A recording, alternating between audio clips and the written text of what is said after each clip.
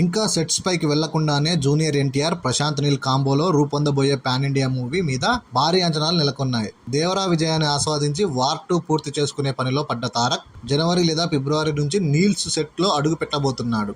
మైత్రి movie makers భారీ బడ్జెట్తో plan చేసుకున్న ఈ సినిమా విడుదలని 2026 జనవరికి ప్రకటించారు.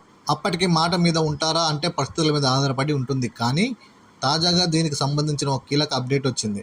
ఏ జానర్ అనే దాని గురించి కొంచెం సస్పెన్స్ వీడింది. సలార్ పార్ట్ 1 సీజ్ ఫైర్ మొదటి యూనివర్సరీ పూర్తి చేసుకున్న సందర్భంగా నీల్ ఇచ్చిన స్పెషల్ ఇంటర్వ్యూలో ఎన్టీఆర్ ప్రాజెక్ట్ ప్రస్తావన వచ్చింది. గతంలో తాను చేయాలనుకున్న మైథలాజికల్ కథ కాదని పీరియాడిక్ సెటప్ ఉంటుందని క్లారిటీ ఇచ్చేశారు.